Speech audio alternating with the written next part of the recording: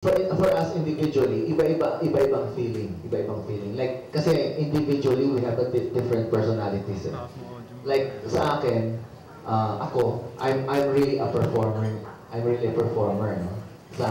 So sa akin, I will really miss the concerts. Show business in the Philippines is a business that caters to the young market, the very young market. Ilang albums namin yung ginawa namin, walang halong sama ng loob o ano.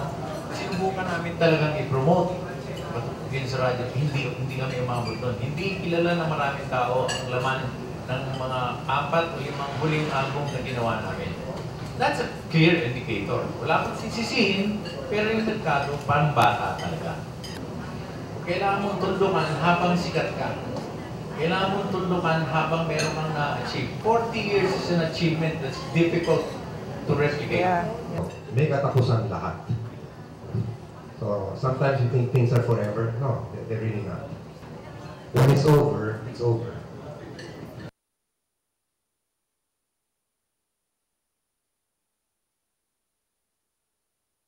Wala na kayong bagong routine na pupuntahan, mabuti yung tapusin mo na doon sa punto na you're at your peak.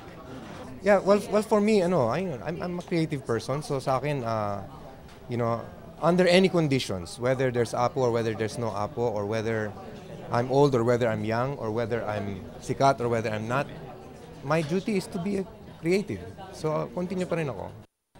Ever since I moved to Sydney, I've been back 17 times. So I've spent actually more time here than So I'm pretty much open to living there or living here. Part of my family is there.